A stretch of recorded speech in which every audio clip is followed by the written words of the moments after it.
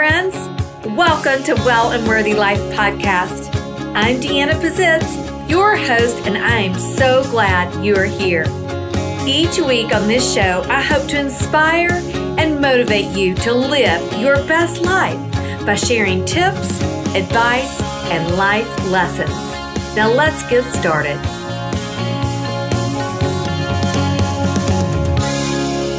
Hi there. Welcome back to another episode of Well and Worthy Life. You guys, okay, I've got one of my best friends. We are BFF. This is our third podcast together, Jenn, aka Sober Sis. And oh my gosh, ever since I met Jenn, boy, my life has changed dramatically. It really has. Jenn, thank you so much for joining me again. This is our third episode together. That's pretty cool. I've got to say, I've done a handful or two of podcasts, but never have I done a podcast 3 times. So I'm honored because I think your audience and my audience are really one and the same. And I feel like we're really talking to the same person. A woman out there who's wanting to be healthy, fit, loves her family, wants to be the best version of herself. And I think that's who we're talking to. That's exactly right. And the other night, I was sitting there reading in, you have your 21-day reset, and then you invite us all in to the tribe, the Sober Sis tribe Facebook group.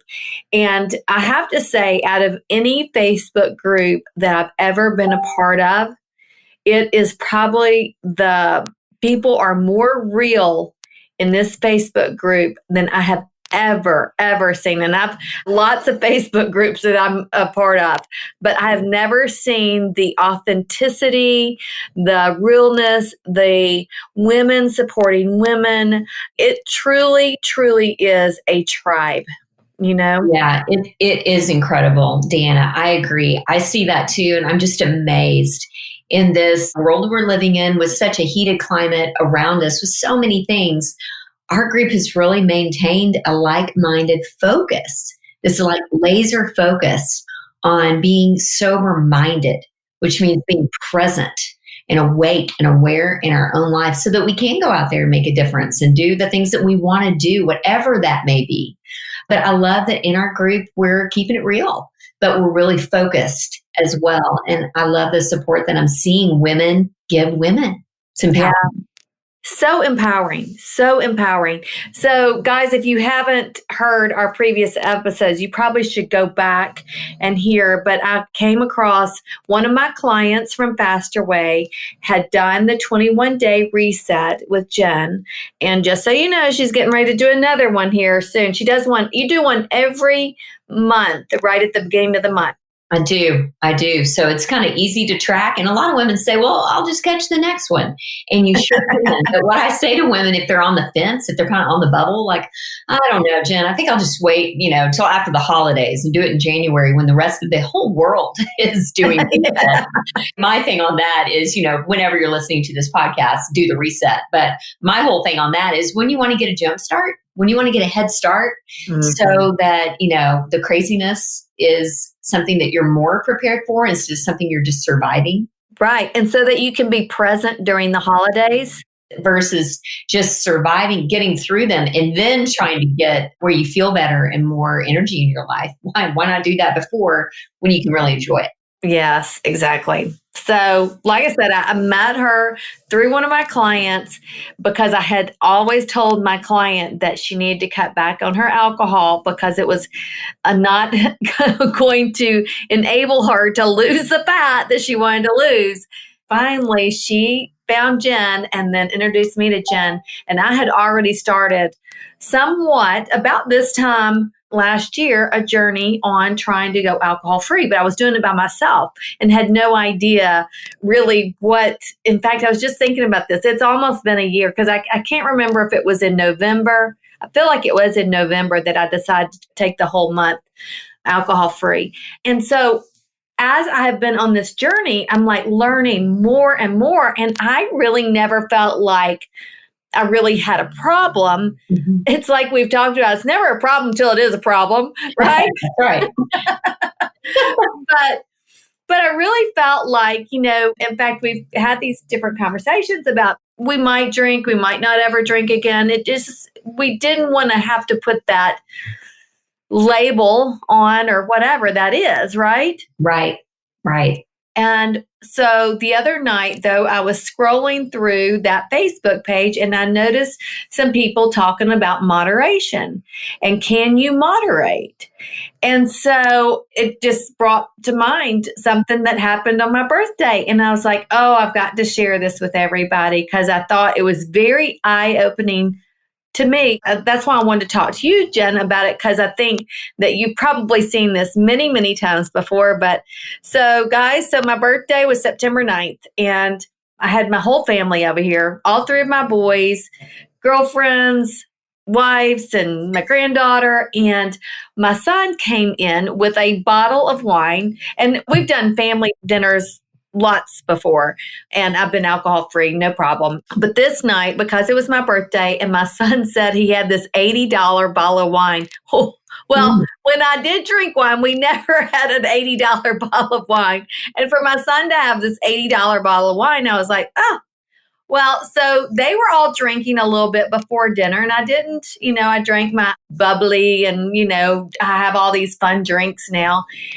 But at dinner, we were sitting down to dinner and we were sitting in the dining room and it was festive. And I was like, you know what? I'm going to have one glass of wine. This is an $80 bottle of wine and it's my 55th birthday. I'm like, I'm just going to enjoy it. So poured a glass of wine and I was sitting there and I remember the first sip of it. I was like, I don't even really like this. Like, this is supposed to be really good wine and it didn't really taste that good. But guess what? I kept sipping it. I got to the end of that glass of wine and I was like, ooh, I'd like another. And then I caught myself and I'm like, wait a second. Why would you want another? I mean, luckily I was in my mind, but there was something that tripped in me that once I had that one, I was like, it'd be even better to have a second. And I did stop myself and I haven't had another drink since then. But it made me start thinking about that's probably what happens to a lot of people that try to moderate. I'm sure there are some people out there that doesn't. And I'm not sure what that is in me that wanted that other, especially when it wasn't even like I like the taste. But I wonder if it's the same thing that when I go have a piece of chocolate, that then I want another piece of chocolate. Right.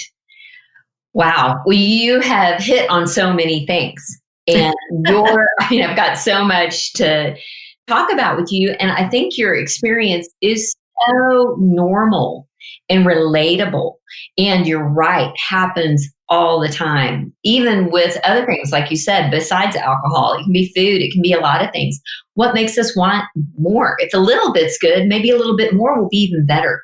I mean, I'm like that with a lot of things, If one is fun, I'm going to get in all three colors. Really, what's that? That I can speak to alcohol specifically. First off, like we talk about so much in our tribe, everything is feedback. So I don't look at this experience for you at all as a setback, but instead feedback. Mm-hmm. And so I look at this as a real win for you in your journey.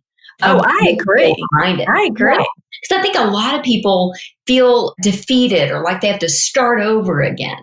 We're really not about that. And Sober Sis, for sure, it's not kind of like back to a day one or counting days. It's really more about a journey of discovery, of wellness, of mindset, more than it is performance or just behavior. So the fact that you had been alcohol free and had that recon, I call it like recon.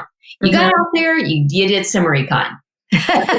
You got some valuable feedback. So again, it's a win in your journey because you really did learn something from it versus, slipped, fell off the deep end, kept drinking that night and then just went back to drinking, mindlessly.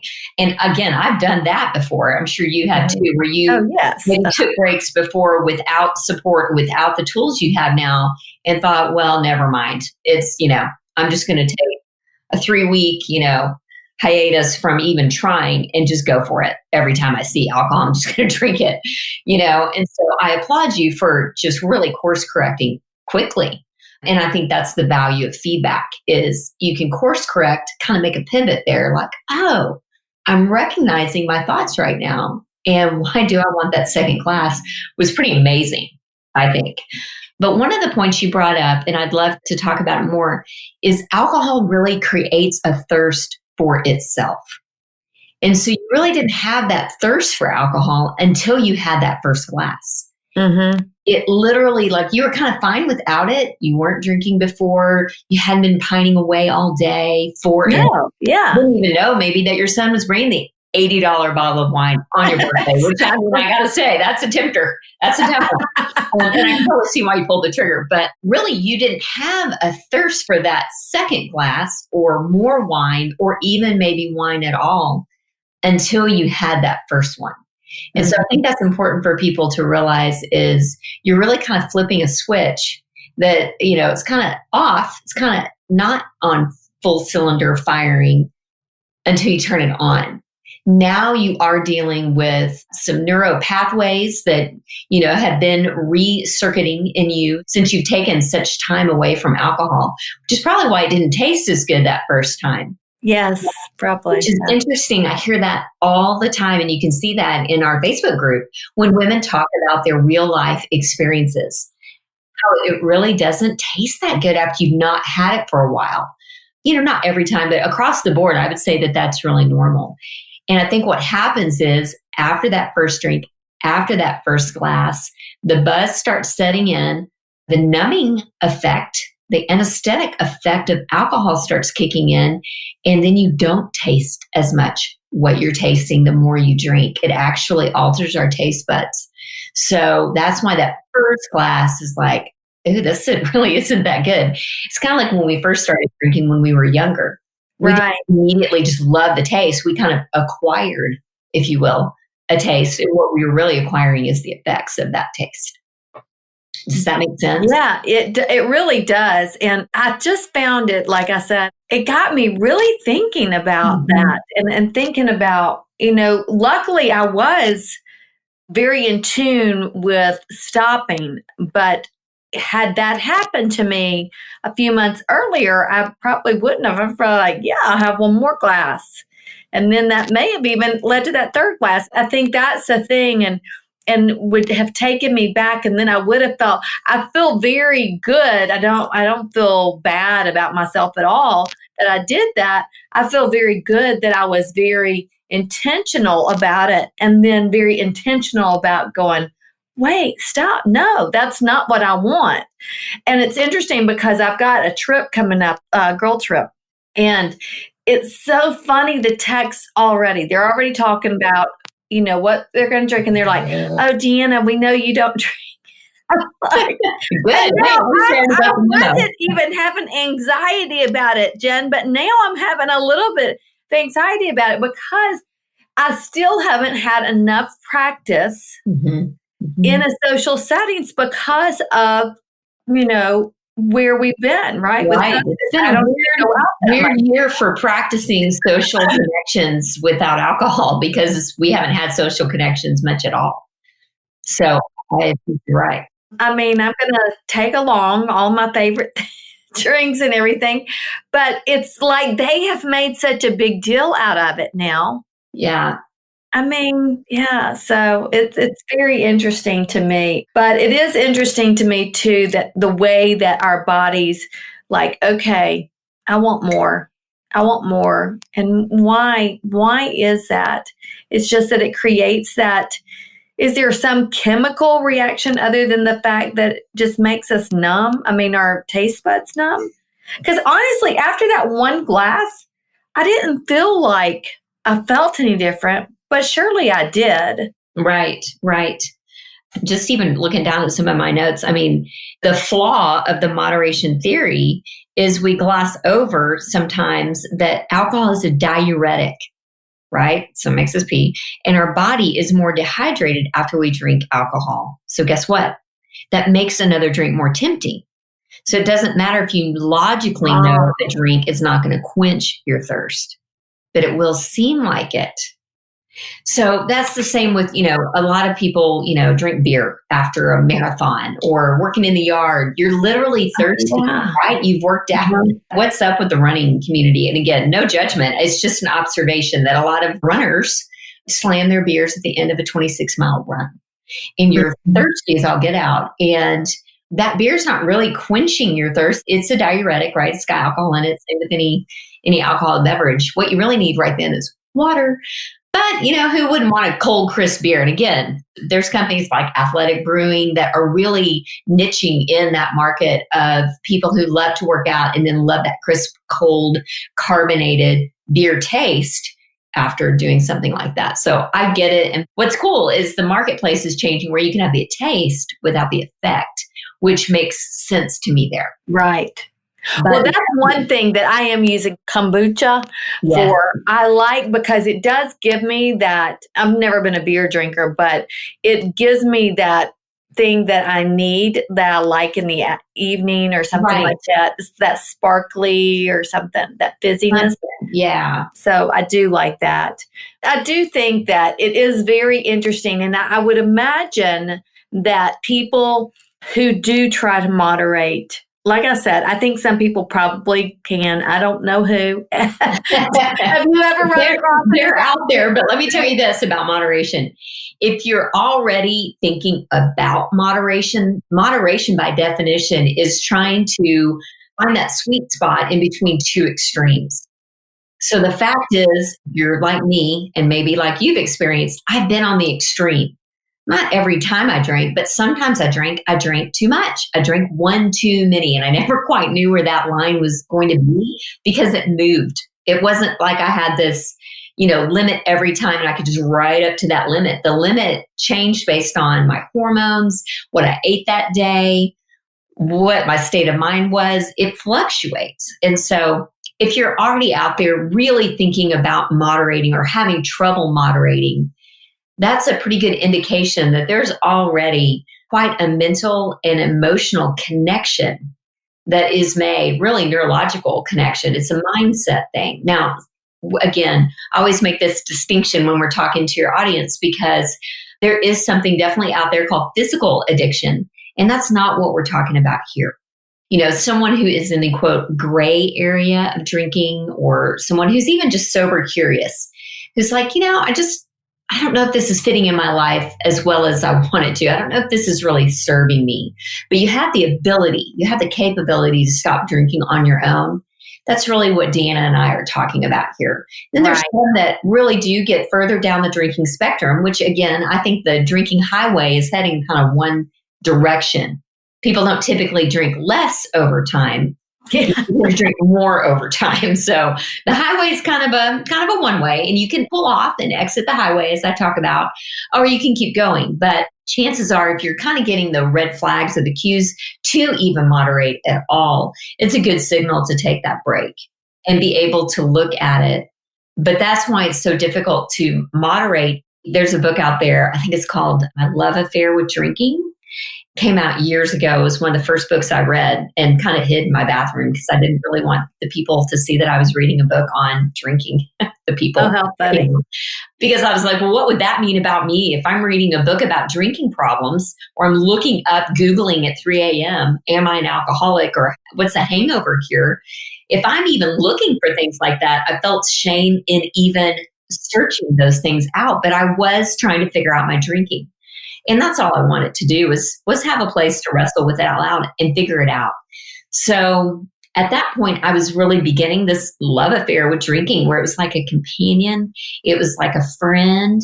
And sometimes, you've got that friendship or that relationship that you've been in, and it's abusive. It's taking from you.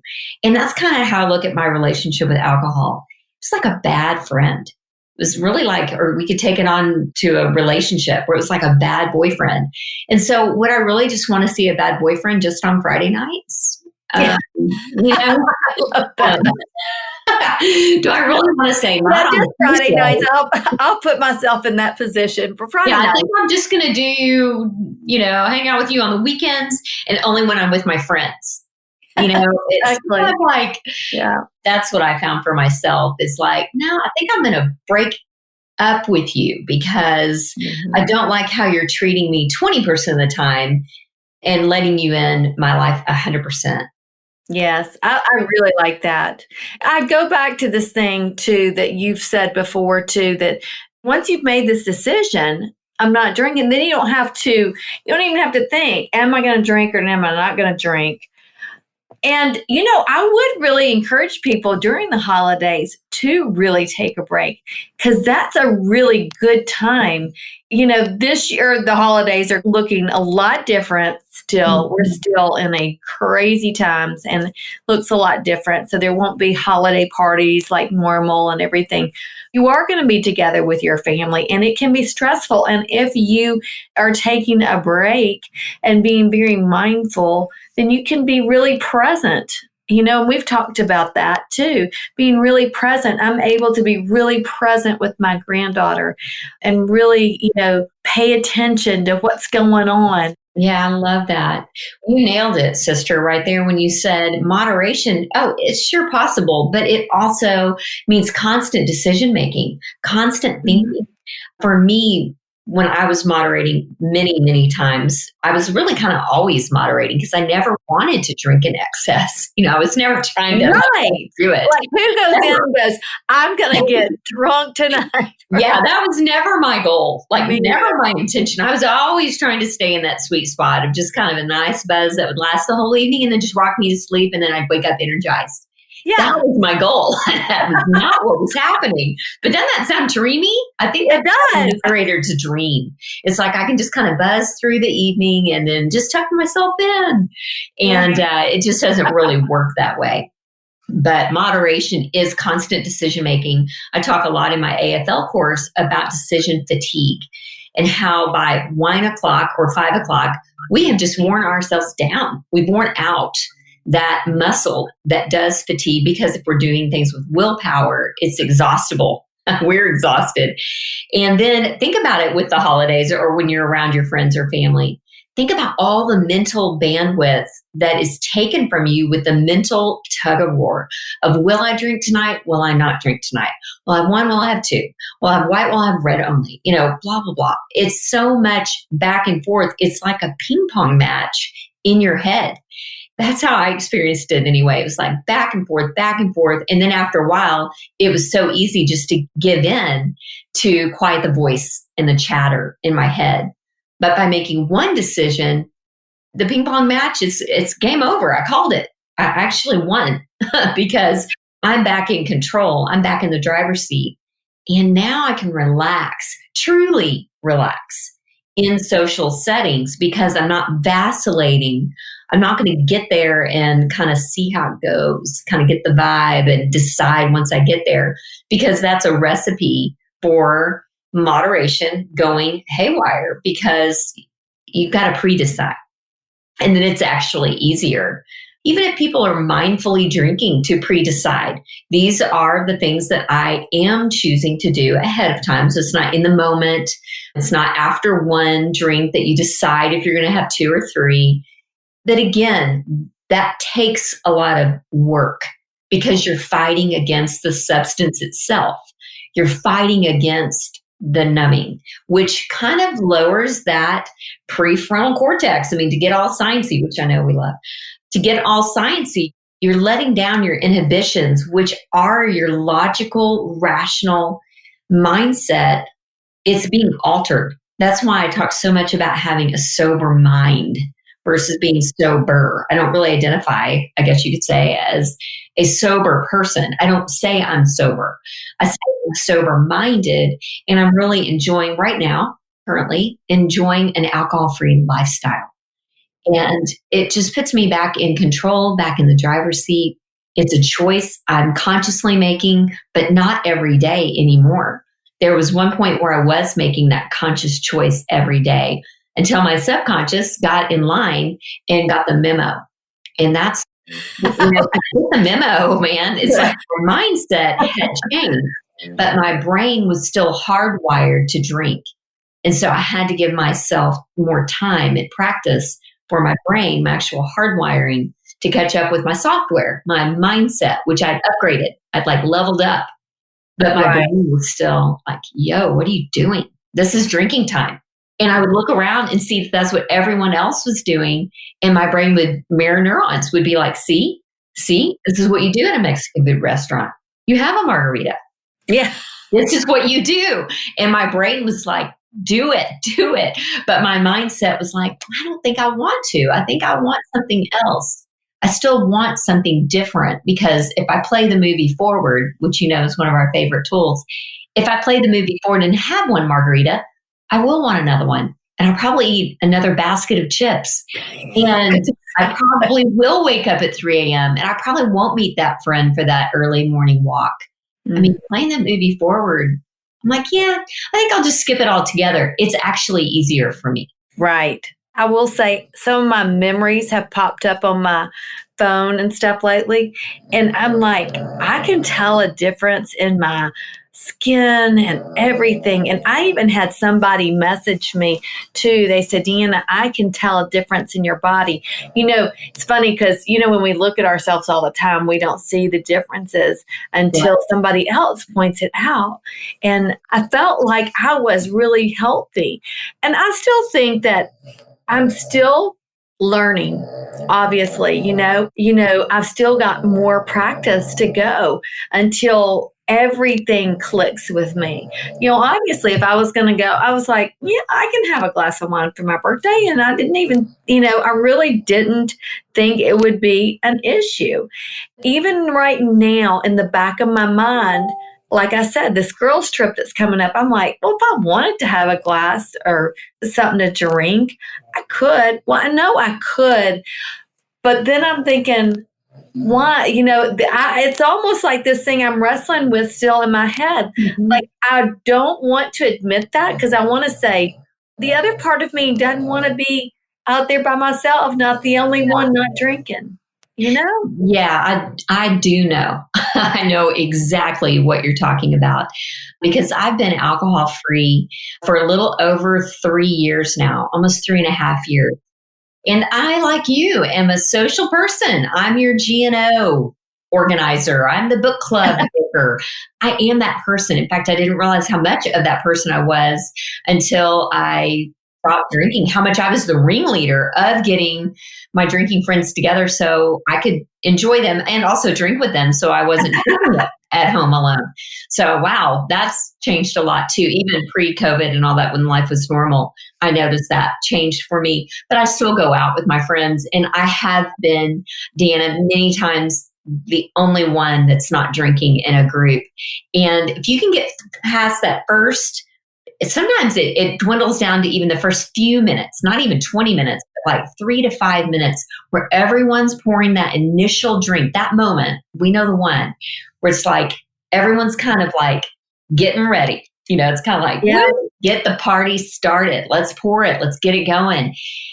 If you can kind of get through that moment, because that's when most people walk into a situation a little bit anxious, a little bit nervous, even with good friends, just kind of social. Right. Yeah. This is how I look at it. We're all bringing in different energy from our day. Some of us, just had a fight with our husband before we got there. Some people just, their tank is so full because they were with their, grandchild all day. Right. We're coming in with different energies. And it's almost like that first drink kind of sets the tone for everyone to relax. And what I'm saying as a non-drinker now, I'm not waiting on the drink to do that for me. That's something I'm going to need to do for myself. So I can walk in a room now and I can go, wow, I feel a little bit like, does my hair look kind of like me? Are we clicking? How are we doing here? Even as adults, even as people, I think we have that just kind of entry in with each other. Yeah. And if you can make it through that moment, just reminding yourself of who you are, not who you need to be for somebody else, then after that first round, everyone's going to relax. The energy does shift in the room, but you're already there. You can already be there without having a mind-altering elixir to get you there. And I love feeling that in control, because it's spread into other areas in my life where I have more confidence and I have more And I think you've spoken about that with me. Yes. Your Yeah. confidence has gone up. And when I was outsourcing my confidence to a drink with my friends or family, I was actually undermining my own resilience to be able to handle that feeling, which is a normal feeling for adult people to have. And we get through it, and then we're like, oh, okay, I'm good. Now I'm drinking my bubbly and you're drinking your whatever. And I don't even care. Right. I don't care. I don't care. And then as the night wears on, I become more and more glad, like super duper elated, because they're 3 in and there's no judgment on my part. Again, I don't care what they're drinking. I don't want them to care what I'm drinking, but I can kind of tell towards the end of the night, eyes are a little glassier. I become more happy about my choice as the night goes on, not less happy about my choice. I've never regretted not drinking the next day. Yeah. I've never been like, oh, I really wished I would have just gone for that Pinot Grigio when I'm, at a farmer's market the next morning at 8:30. Right. Yeah. But in that moment, you do have to kind of flex the muscle of being able to stand alone in that moment and know that, like the Sober Sis, there's so many other people doing that as well for many reasons. I mean, for a variety of reasons. I mean, that's what I love about this kind of alcohol-free, sober-minded movement is people are choosing this lifestyle for a variety of reasons. Mm-hmm. Mental health, emotional health, relational health, weight loss, fat burning, right? Faster way. Right. Yeah. Don't drink that 600 calorie bottle, alone. Which again, as we go into the holidays too, I think a lot of women are going to be facing an extra amount of loneliness, boredom, and anxiety. And I get it. I understand that. And I would just say, alcohol really only pours gasoline on all of those. It's like, it makes all of the things that I just named worse. Yeah, you're exactly right. You are exactly right. These holidays could be tougher because these could be harder. Yeah. Much more isolating. And I do find in talking to so many women about their drinking, I feel like I get to hear what people really are thinking, but don't want to say out loud. But I get them in a group together where it's safe to say it out loud. So I'm getting to hear a lot of feedback. And that's what women are saying. It's not the social, me dancing on top of a bar, swinging from the chandeliers kind of drinking. It's more of that at home. I'm just going to open a bottle while I'm cooking. For those out there who are widows or single or just feel alone, even in a relationship, it is so easy to turn to the bottle, to turn to a drink as a companion. But remember what we talked about at the beginning. It's like a bad relationship that kind of makes you promises, but then doesn't really deliver. But it feels so good at the beginning, just like when he comes back to the door with flowers and says, I'm sorry. You're like, oh, it's okay. I kind of already have amnesia. I forgot. And we do. We forget, and then we let it back in. That is great. That's a great analogy. Yeah. Oh, Jenn, thank you so much. It's always so enlightening when I talk to you. And I have really, really enjoyed this journey of living alcohol-free. And I'm really excited about all the different steps. I'm excited about this girls' trip and even feeling the feelings, because as a health coach, I'm always talking about be very mindful of everything and how you feel and what you put in your body and how you feel and everything. So I do think that's why I was able to stop at that, first glass and say, wait a second, what's going on here? Yeah. It's almost like this curiosity in me, and it's got me more and more curious about what it is about alcohol. But like we said before, what is it about? I'm curious about why do I eat a piece of chocolate and want to go back for more chocolate? This is clearly not good. And I'll catch myself doing that at nights too. So I'm like, wait, we got to stop here. I think I love living sober-mindedly and letting that go to all areas of our life, right? Totally. It encompasses everything. That's why sober, when I think of sober, I think of just alcohol or other illicit substances. When I think of sober-minded, oh my goodness, it does apply to everything. It applies to the way I operate in the world, the way I am with my family or friends or just experiencing life around me. I'm present, I'm alert, I'm aware. And that's not always pleasant. That's not always fun. That's not always easy. But it's still simple because I know that if I'm adding alcohol to the mix, I'm only complicating it for myself. Right. I know that when I'm overwhelmed, sure, it'll take the edge off, but it'll also kind of take my edge away as well.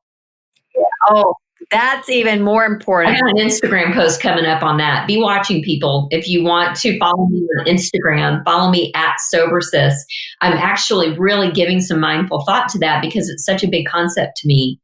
We drink to take the edge off, but it's dulling all of our edges. And so my sober mind, your sober mind is really your edge out there. It's your superpower. It is what allows you to think clearer later at night, get up earlier in the morning, make those choices that are serving you to be the best version of yourself. You're empowering yourself to become more stellar and level up. Oh, I love that. I love that. You're going to do a reel with that level up song. Level up. Raise your personal standard. I love that. Level up. Oh my gosh, that's awesome. That is awesome. Well, Jenn, thanks again. I really appreciate it. Okay, you guys, you can find Jenn on Instagram, Sober Sis. And where else can they find you? I've got kind of a new hub. It's sobersis.com/home. I've got a free guide that's available and some podcasts that I've done, which I'll definitely include this one onto my homepage because I do want as many people to hear this conversation as possible. And then I know they can always ask you when the next reset is. Yes, and we'll put that in there. We're going to link that in the show notes. Yes. Awesome. Awesome. Well, thank you again, Jenn. Y'all, thanks for joining us today. And if you like this podcast, be sure and rate and review. Make sure you subscribe. And if you share this on Instagram, which I wish you would, make sure you tag Sober Sis and Well and Worthy Life. We'll kind of redo it. I don't know. What do? We reshare it again. So yeah, y'all make sure and share this with people, especially right now. During this pandemic, during the holidays, we need to all be as sober-minded as we can. I just really feel like it is really, really something very, very important that we need to do and be around like-minded women. And this community is all very, very like-minded women. So thanks again. Thanks, Jenn. Bye, y'all.